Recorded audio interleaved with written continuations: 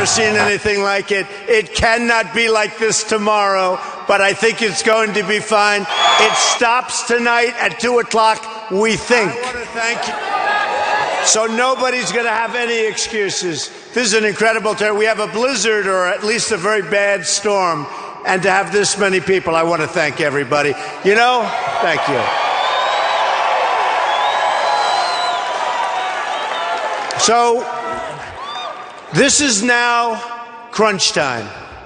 We've got a movement going that's been incredible.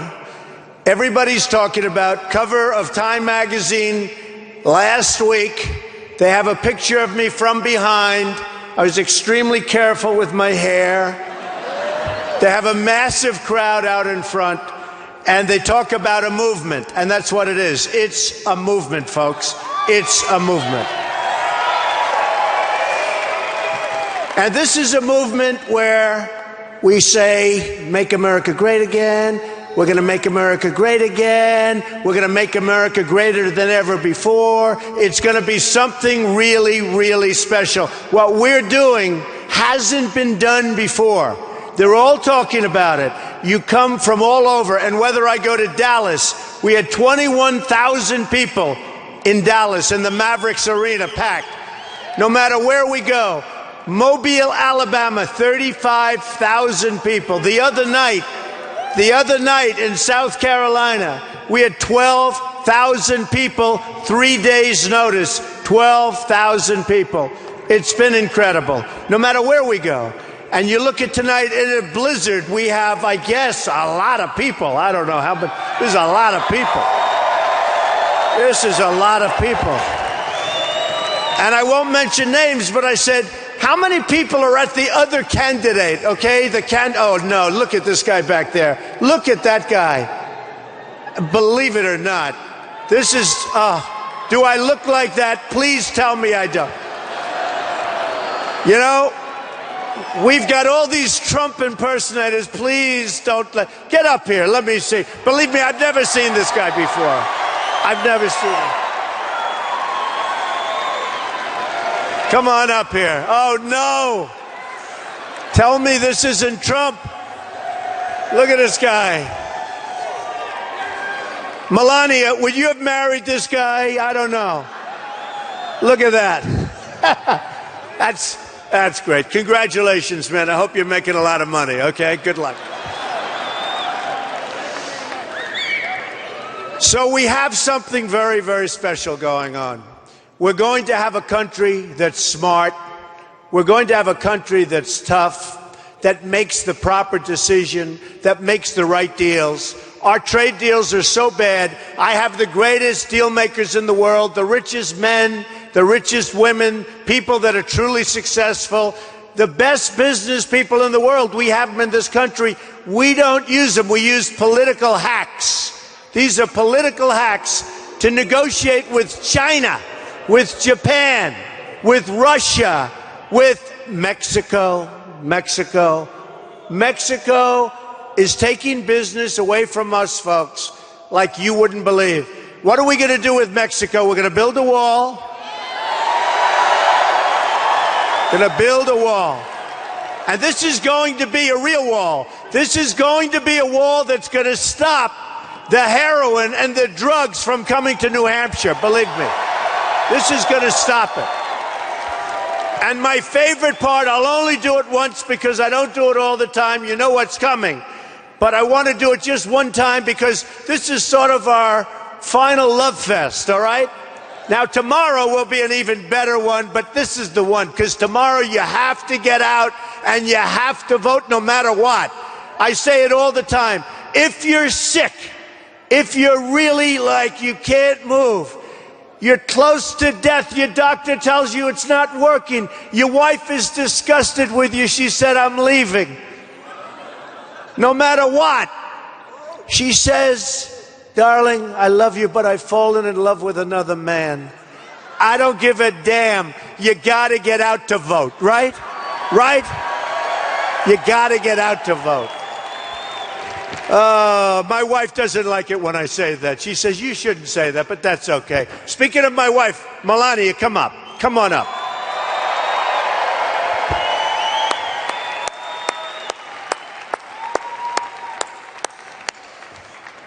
She is so great, so understanding.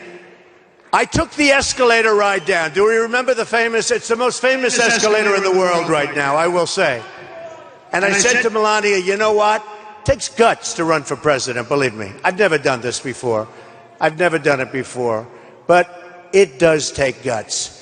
And I said, you know, we're at the top of the escalator, and look at back there. Look at the press. Turn around and look at these people. Look at that. Gut.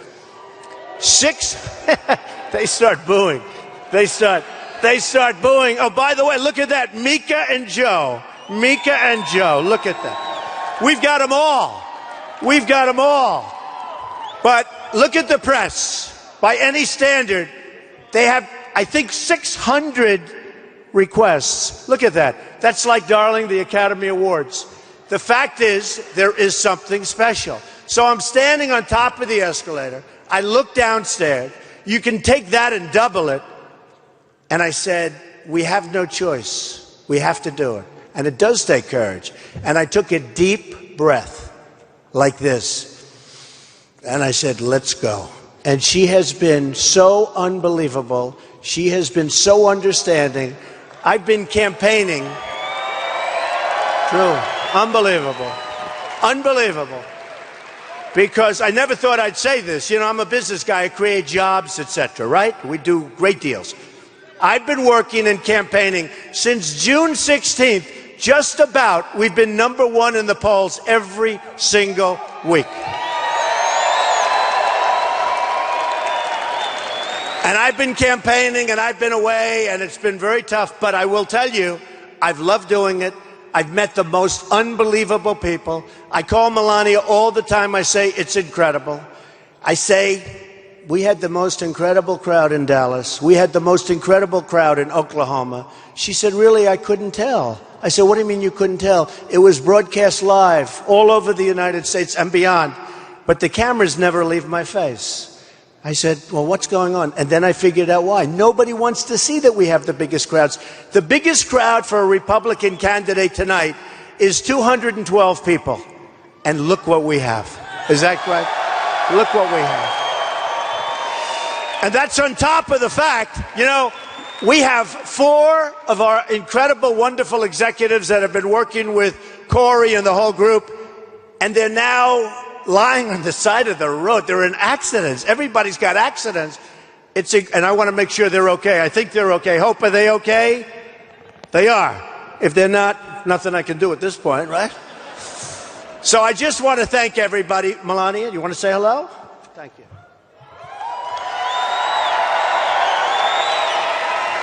We love you, New Hampshire.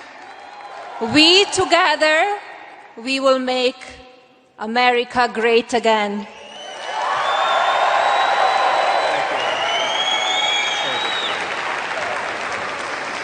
Oh, she's going to be a great first lady. I want to just tell you one thing. One thing I will tell you. She's beautiful, but she's more beautiful even on the inside. She's a great person, and boy, is she smart.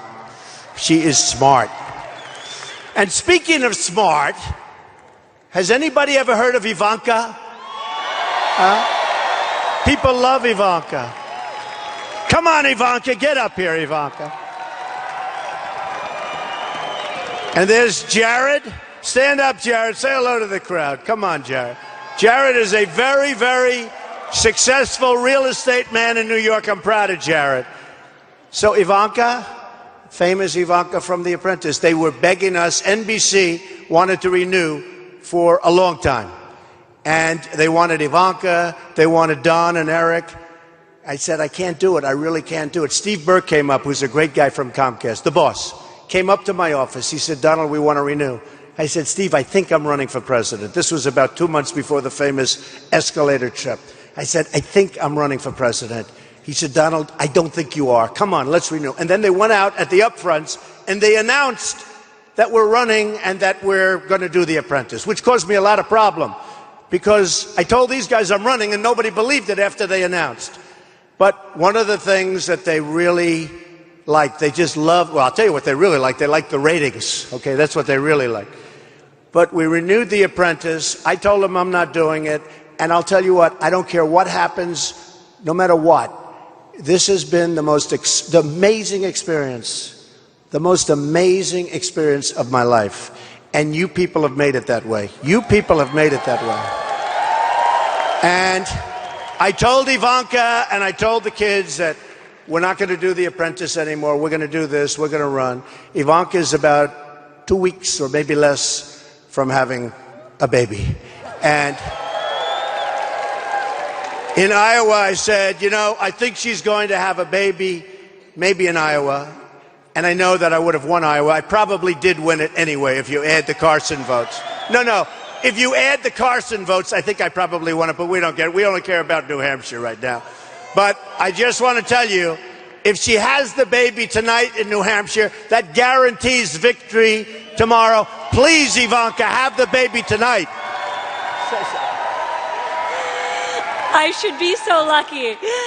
New Hampshire, thank you so much. It has been amazing spending the last couple of hours here, and obviously over the previous weeks I've been here quite a bit, but my father has called me so many times and said just the energy, the enthusiasm, the spirit of the crowds here are amazing, and it really encourages us and keeps the momentum going. So thank you so much for being here.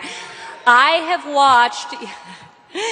have been watching my father work his whole entire life. He's worked incredibly hard to build an unbelievable business, to provide jobs for tens of thousands of people that we employ at the Trump Organization, and to inspire each and every one of those people.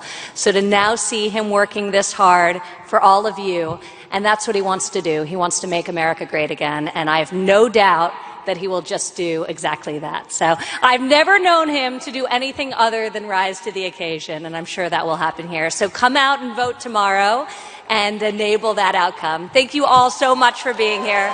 Thank you.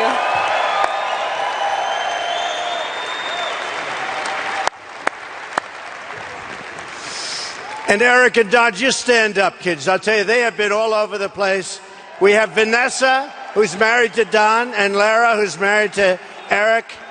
And I just want to thank, they have been on television today. They've been on television literally more than me. So I want to thank them. They've been incredible. Thank you very much. We also have some friends of ours, and we have the chief. The chief, where's Nick? Where's our, they're getting rid of some protesters, look. Are the police the greatest? Are the police the greatest? Look at that, protesters. I told you I like protesters because that's the only way the cameras show how big the crowd is. Sometimes we even stage protesters. Thank you, fellas. I appreciate. Enjoy your stay. Where's Nick Willard? Nick, Chief of Police. Get over here, Nick. Get over here, Nick. This guy is so incredible right here. The police department has been so incredible. So, Nick, I want to thank you. We went over the other day. We met people who are in seriously good condition. Nobody going to mess with your police department. Is that right? So, Nick, thank you and thank the department. I appreciate it. So, a couple of weeks ago, a certain politician, nice politician, Nikki Haley, said in a speech, a rebuttal speech, that referring to me, although my name wasn't mentioned, and then ultimately it was confirmed, that I'm angry, that I'm very angry, and that the people that are with me are very angry. And the people that are with me are really with me. Those aren't the people that are 20% and they can flip. In fact, one of the things that's come out in all of the studies is that the people that are with Donald Trump, they're seriously with us. Like, they're not going anywhere. They're not going anywhere. Whereas other guys, I think, including the two categories, we're at 92%, nobody's changing. Whereas other guys are at 18%. In other words, they'll change if the wind changes.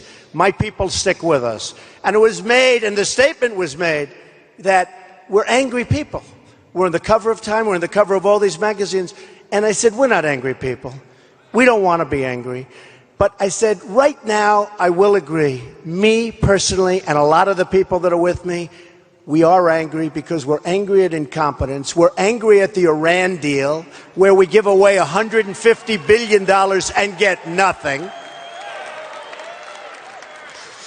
We're angry at our trade deals, where China is making so much money that we've rebuilt their country, and in the meantime, our country and the infrastructure of our country is going to hell. We're angry when we make a Sergeant Bergdahl deal, who's a dirty, rotten traitor, where 6 people were killed looking for him and trying to bring him back, killed. 6 young, great people killed looking for Sergeant Bergdahl. And we make a swap knowing that he was a traitor. They had a colonel and a general talking to these people and talking to the people that worked with him. They knew he was a traitor. They knew it. And we make a deal. Sergeant Bergdahl, we get, and they get 5 of the worst killers that they've coveted. They've coveted for the last 9 years, okay? We're tired of deals like this. We're tired of Obamacare, which we will repeal and replace.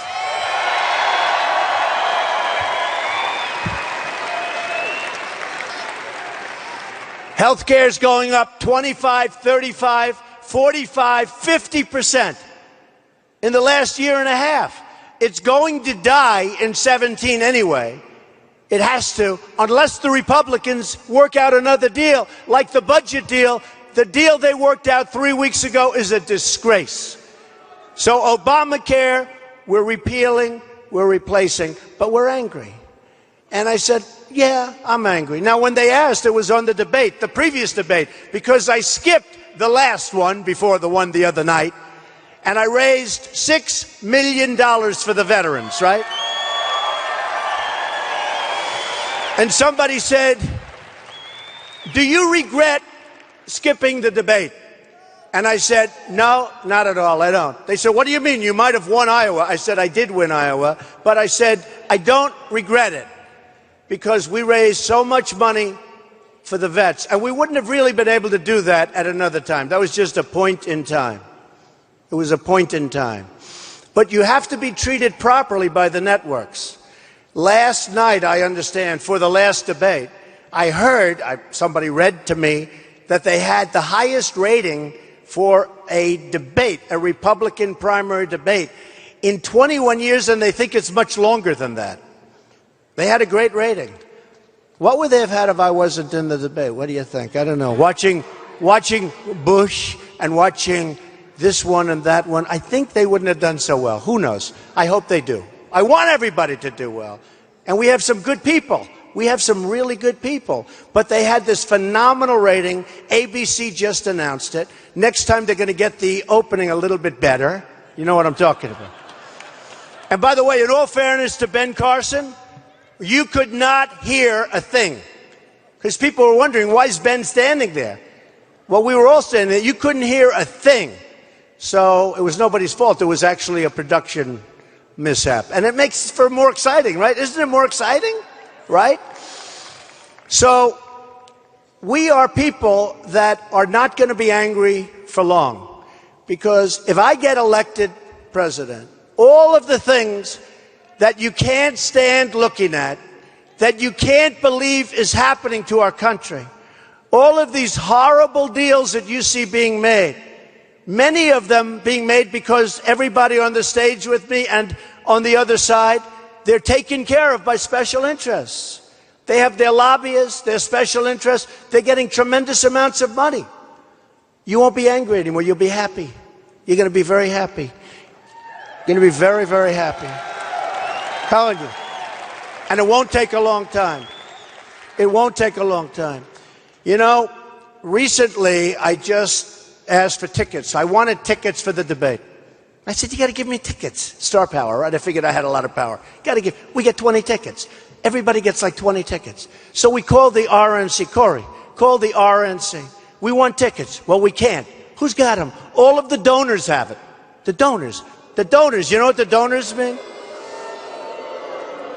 I said, that's no good. I don't have any donors because I'm self-funding. I don't have donors. So the donors don't mean donors. The donors, that's a nice word, donor. But it's not donors. It's special interests, lobbyists, all these people that have total control over the candidates. They had all the tickets. Now, I must tell you, Time magazine did a poll, and the poll, who won the debate? And I won the debate with almost 70% of the vote. Number two had 6% of the vote, so I had 70. Believe me, I have no power over Time magazine, but I had 70% of the vote. Number two had 6% of the vote, and then it went down from there. So we do well. I said, I can't get any tickets. And then I announced during the debate, because I'd hear these people make these really lame statements, and you'd hear the place erupt in applause. I'm saying, what the hell's going on over here? But I understood. I understood. And I announced on television, the reason the audience is clapping for certain people up here is because they're donors and special interests and lobbyists, and they have total control over the people. And they don't like me because I'm like their, and I know many of them. Actually, they do like me. I'm even friends. But if they ask me to do something, and if I'm president, I'm saying bye-bye, I'm working for these people out here.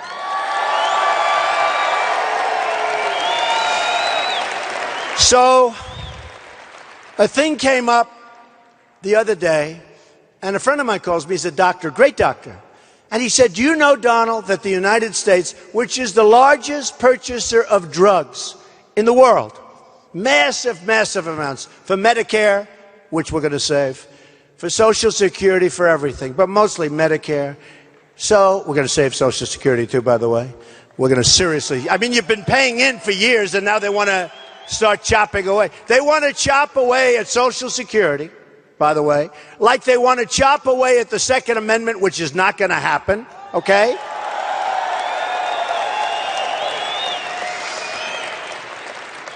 Like, honestly, like they're doing with religion, like they're chopping away at Christianity, and believe me, they are doing that. And this may or may not be a somewhat religious audience, but I will tell you one thing.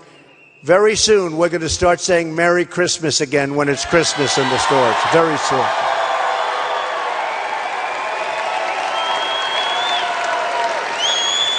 So, my friend calls me up, a great doctor. He says, you know, Donald, you're running and you're doing great, and I'm so proud of you. I love to hear it. I say it again. And he said, but you know, with the medical and with the drugs, the United States, the largest purchaser, they don't negotiate price.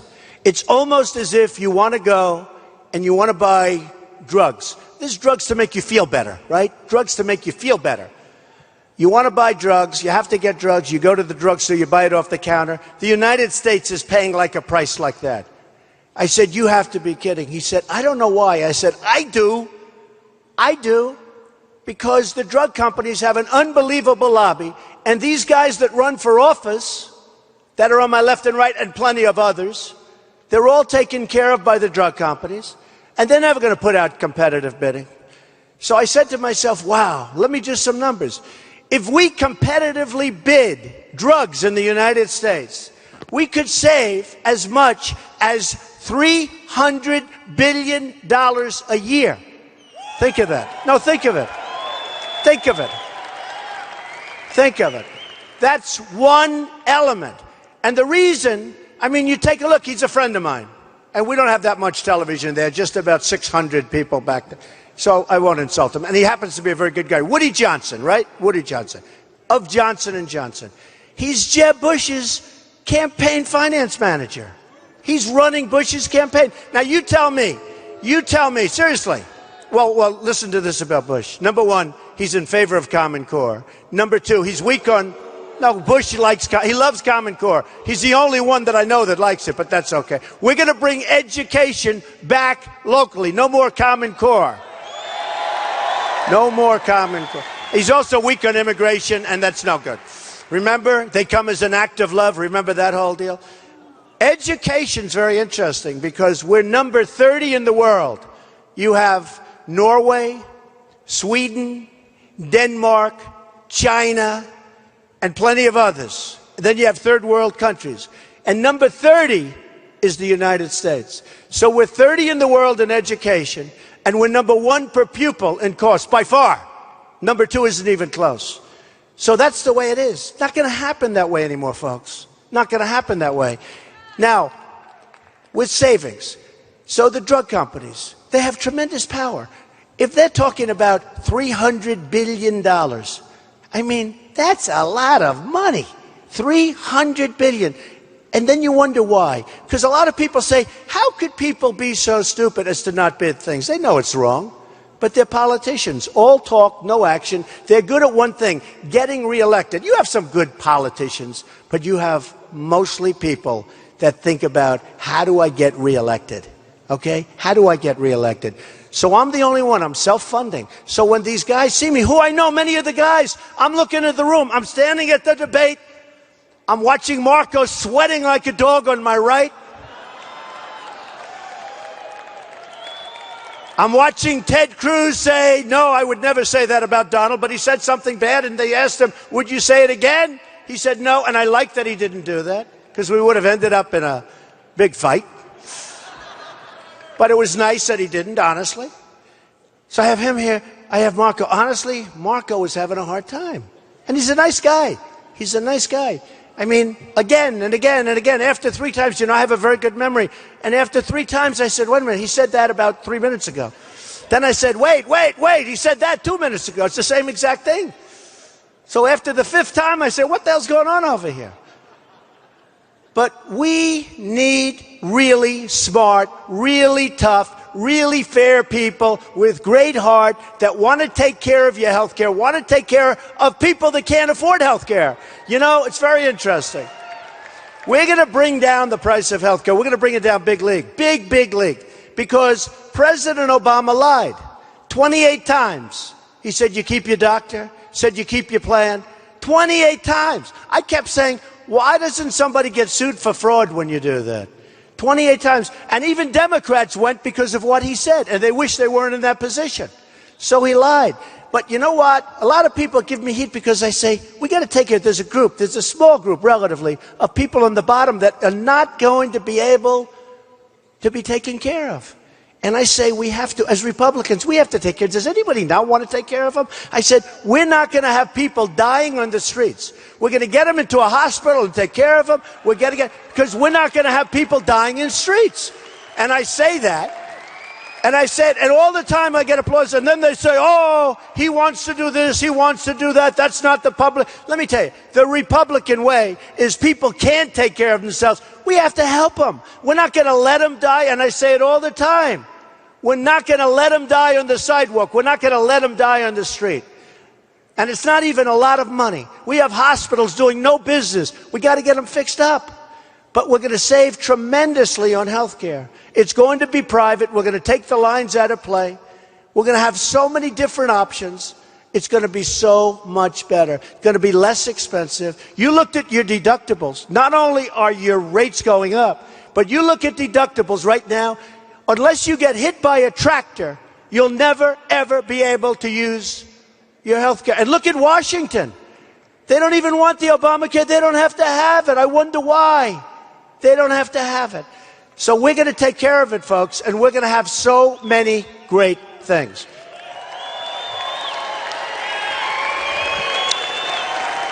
And by the way, we're going to competitive bidding. And I'll tell you what, we're going to save so much money, and those drug companies are going to hate me so much. Oh, I know them. I was going to say, so I'm at the debate, and I'm looking at the audience. And it was supposed to be children, college kids and young kids. And it wasn't, because these rich guys bought all the tickets from the college students. I don't actually totally believe that. I actually think that the RNC gave them the tickets, to be totally honest. I think they actually got the tickets, not through buying. But a lot of them did buy tickets. So I look outside, I say, wow, that's a lot of people out there. I know half these people. I know the lobbyists. I know most of the special interests. And I'm looking at that audience, and I'm saying, this is bad stuff. But I had the most beautiful applause from Don and Eric and Melania in the front row. That's about it, even though I won. But I understood. So you have to understand what's going on. A lot of times you think that the politicians are doing horrible, horrible deals, and they are horrible. But you think that they're really, really not smart people. They are actually smart people, but they're working for themselves. They're doing what their lobbyist, who puts up millions and millions and millions of dollars every time they run. I'm just talking about the honest stuff. This is all honest stuff. There's other stuff that goes on that, you have to prove, right? I mean, you look at some of Hillary's speeches where she gets a fortune and she's, give me a break. Take a look at that. Nobody, right? No, nobody looks at that. Bill makes a speech, gets a tremendous amount of money, far more than, and then all of a sudden miracles happen, right? Miracles happen. And I imagine somebody's looking at that. And by the way, a recent poll just came out that I am beating Hillary so badly in the general election. So, very important.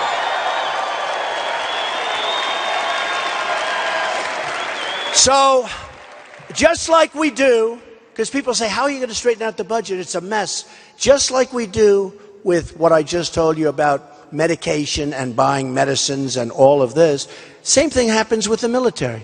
We're going to build our military so strong, but we're buying equipment and we're buying things that our generals don't even want. We're buying things that they don't want. We're buying planes they don't want instead of another one because that company has better lobbyists and they're stronger. We're going to get them the equipment they want. We're going to save a lot of money and we're going to build ourselves so strong. Nobody, I'm telling you, nobody is going to play with us. We don't want to use it.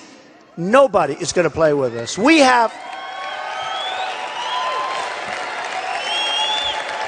have situations right now where we have the migration and we're accepting people in and we're accepting them in by the thousands. And you look at New Hampshire, you look at this area with the problems you have with the drugs. We're allowing people to come into this country that we have absolutely no idea who they are, where they come from. Are they ISIS? Maybe, maybe not. Somebody said at least 90% of them aren't. Oh, really? If we had 10%, look at what those two people did 2 months ago. Radicalized people. They killed 14 people. 2 people. Young people. They killed 14 and plenty of people right now lying in the hospital, gravely wounded. Look at Paris. 130 people killed. Now, the strongest gun laws anywhere in the world is France and Paris. People don't have guns except for the bad guys. So they walk in, they start shooting. They say, you, get over here. Boom. You, get over here. They kill 130 people. There's a tremendous number of people right now in the hospitals. If guns were on the other side of that equation where the bullets could fly in a different direction, you wouldn't have had that kind of carnage. You wouldn't have had it. You wouldn't have had it. So we are going to protect our Second Amendment 100%. Nobody's going to play with us. Nobody. So this all started when I came down and I made the statement to the press and I talked about illegal immigration. Oh, did I get it? Did I get it? Well, that was like tough. For 2-3 weeks, it was brutal. Then all of a sudden, people started saying, maybe he's got a point, maybe he's got a point. Then 4 or 5 weeks later, people are they're coming out really strong. They're saying, I think Trump's right. There is a lot of illegal immigration, and it's causing us a lot of economic harm, but it's causing us a lot of trouble from a criminal standpoint. Right now, as we speak, it was released last week, we have 179,000 illegal criminal immigrants. Illegal criminal. These are people that have been convicted of crimes, some very big crimes. That means we have 179,000 people here that have committed crimes that shouldn't, big crimes, that shouldn't be in the country. That's bigger, 179,000 people is bigger than any city by a lot in New Hampshire. That's a massive amount of people. That's a massive amount. So we're going to do something that's going to be, whether you like Dwight Eisenhower, no matter what you do, Dwight Eisenhower, I like Ike. Everybody said, nice guy. We either have a country, folks, or we don't. Remember this. We either have a country or we don't. So we're going to have to take people. We're going to get rid of those 179. And I don't want to put them in our jails. I don't want to put them in our jails. Our jails are costing us a fortune. We're bringing them back where they came from. And we're going to be respected by those countries, which were not respected at all by those countries. We're bringing them back where they came from. and let that country put them in prison for the next 25 years, because we're not doing it. And they're never, ever coming back to our country again. They're gone. Never. Now, but all of a sudden, we started seeing people are focused on it. I will say this. If I didn't bring up the subject of illegal immigration at my opening, when I announced I was running for president, you would not have anybody even talking about it. The other night on the stage, I won't mention who, somebody said, yes, and I'm very strong on illegal immigration. We will build a wall. He said it very lowly. We build, he's afraid that somebody's going to say, oh, that. And I go, what's this all of a sudden? Now, all of a sudden, I know I have two out of the group. They said the other night, another one's on television, said, yes, we have to have strong borders. We will build a wall. And my wife came up to me, Melania, she said, darling, did you hear that? That's the first time I've ever heard that said by anybody else but you. We have to build a wall. Walls work. Just ask Israel. Walls work. They work. I don't mean the little walls. I don't mean the little walls.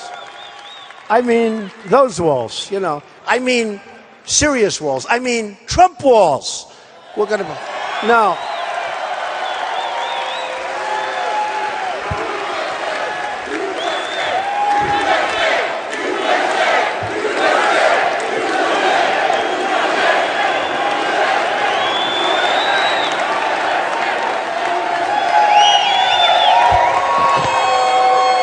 They work. They work. And they work if they're right. In Time magazine and a couple of magazines I read, I've been on the cover of Time magazine so much lately. When I was on last week, I didn't even know they were putting them in the cover. Can you imagine? That's when you're really hitting it big. When you're on the cover of Time magazine, you don't even know you're going to be on the cover. That's good. But they had like this ramp. They had a wall like this, and they had a ramp built over the wall, and then another ramp, and they have trucks going over the ramp. And they're loaded up with drugs. They have trucks going right over the... I didn't even know why they didn't just rip down the wall. It's so little, it would have been cheaper, right?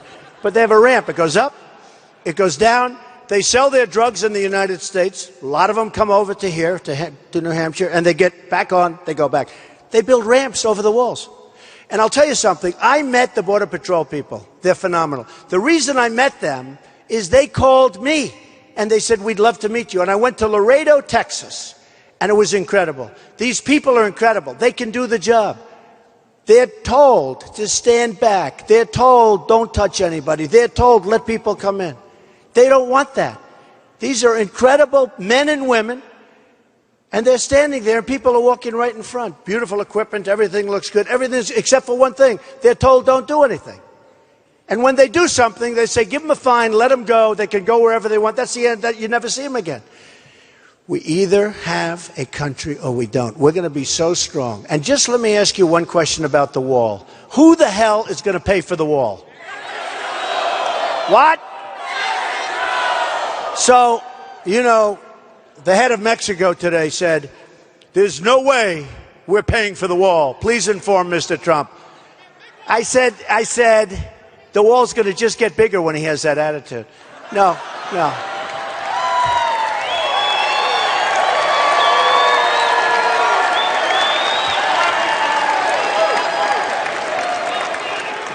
So we're going to build the wall. They're going to pay for the wall. The politicians they always come up to me when I say something.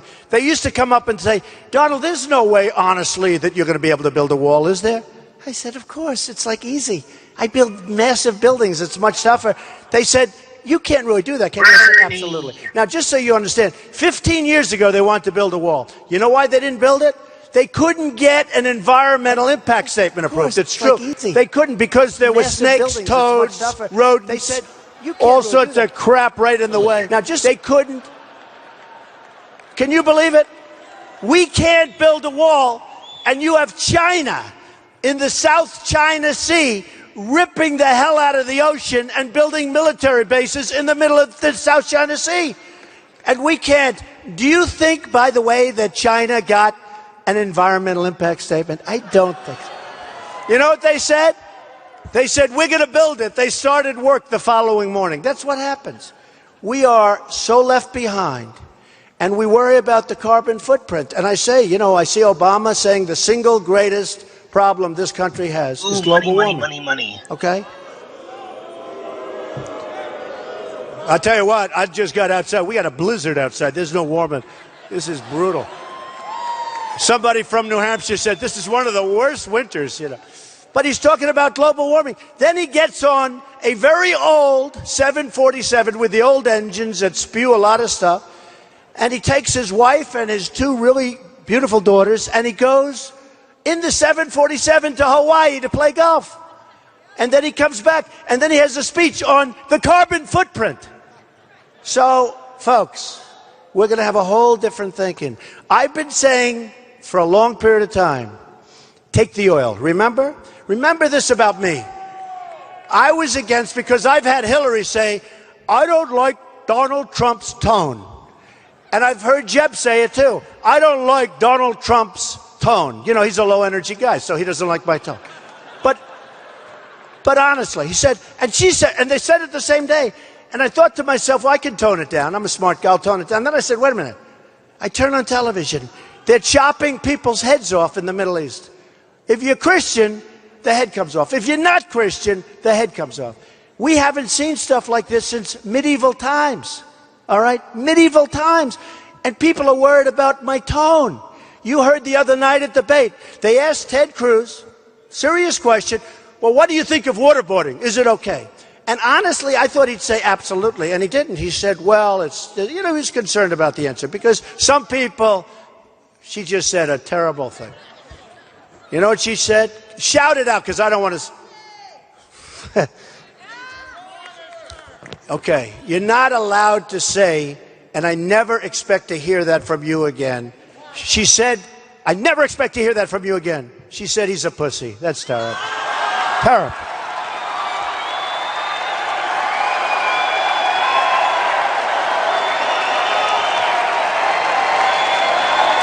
Terrible. That's terrible.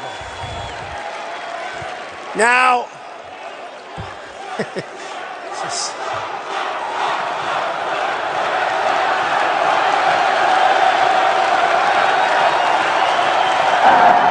That was a pussy. what kind of people do I have here? Okay, what do I have? So you remember when, not so long ago, That was a pussy. not so far from here, I had a group of people, we were doing question and answer, and somebody came up with a pretty tough statement about Obama, and the press got very angry because I didn't defend the president. Remember, I took a lot of heat, and I didn't reprimand the person that said it. So I want to just tell you right now, ma'am, you're reprimanded, okay? Can she stay? Can she stay? Okay. You're reprimanded. So for the press, this is a serious reprimand, just so the press does. So we have lined up to make some of the great trade deals and to take our documents that are so bad. We have lined up the finest business people in the world. They're all lined up. By the way, they call me. I don't even call them. These are great, great people. Some are nice. Some are horrible human beings. Some are people that you don't want to have dinner with, but they're great at what they do. I know the greatest negotiators in the world. We need them. That's how we got into the hole with these deals that I'm telling you about. And believe me, other facets of our economy, it's the same thing. It's the same exact thing. We're going to save so much money. I was hearing the other day, they were talking about the budget, and a political person said it's his idea and it's his goal to have the budget balanced within 25 years. I said, 25 years? And he thought he was doing a good job. These are politicians, folks. They're never going to do it. And we're going to do it great. We're going to have a better country. We're going to have better services. We're going to have better roads and airports and hospitals. And we're going to pay less for them. We're going to pay less. You know, I'm building a big building right now on Pennsylvania Avenue that I got from the federal government, Obama. Can you believe it? How good is that? Ivanka worked on, Ivanka, what a job she did. We at the old post office in Washington, D.C., right? We just announced, we're going to make it a world-class, one of the great hotels of the world. It's an incredible building. And we just announced we're 2 years ahead of schedule. We're going to have it open in September of this year. 2 years ahead of schedule. And we're under budget, ahead of schedule. Wouldn't it be nice if our country on its projects, instead of having a 2,000% cost overrun, boy, can you imagine how much those people make when you see these buildings and things was going to cost $200 million and it ends up costing $1.5 billion? Do you know how much money these people are making? So we're 2 years ahead of schedule. It's on Pennsylvania Avenue, and I don't give a damn if I don't make the White House. We're moving into that building. I'm going to be on Pennsylvania Avenue one way or the other.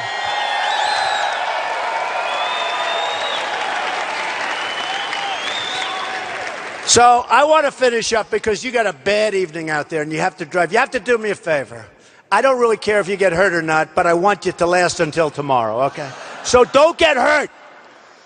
If you're going to get hurt and if you're going to drive like a maniac, do it tomorrow after you vote. And I promise I will come and visit you in the hospital. I promise. All right? No. Okay, so I'm only kidding. I want you to be careful. But look, it's so important that we take care of our vets. Our vets are being treated so badly. And I have Al Baldessaro, who's with me all the time, who's the greatest guy there is, who loves the vets, who loves us, and who knows what we're doing. But we're going to take care of our vets. We're going to take care of our military. We're going to build up our military. It's going to be a thing of beauty. By the way, I have to tell you, it's the absolute cheapest thing we can do because nobody's going to play with us. It's the cheapest thing we can do. But we're going to take care of our health care. We're going to take care of every facet of our country. And we're going to start winning again. Folks, we're going to start winning again because we don't win anymore. We don't win on trade. We don't win on anything. We can't beat ISIS with our military. Can you imagine General George Patton? We can't beat ISIS. He would beat him by the time he walked down to the front row. We don't beat ISIS. We're going to start winning again. We're going to win on every single level of this country. We're going to win every single time we do something. We're going to win. We're not going to make stupid deals anymore. We're going to be led by smart people, and we're going to have our smartest people representing us. Now, I leave you with this. It's so important. It's so important. Tomorrow is going to be the beginning. I hear we have a lead. It doesn't matter to me. It doesn't matter to me. Who the hell knows what the lead is? You have some snow. It looks like it's going to stop. It's so important. We have something so special going on. You have to go out. You have to vote. We have to celebrate tomorrow evening. We have to have a great victory. It's so important because we are going to make America great again. We are going to make America greater, greater, greater than it's ever been before. And I love you all. I love you all. You're special. We will see you tomorrow. Let's have a big, big victory tomorrow. We love you. Thank you.